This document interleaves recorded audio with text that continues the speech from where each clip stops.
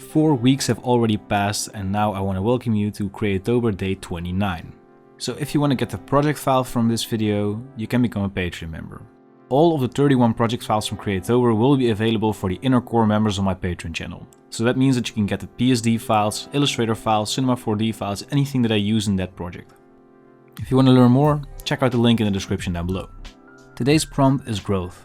At first I wanted to do a scientific plant poster, but I went in a slightly different direction.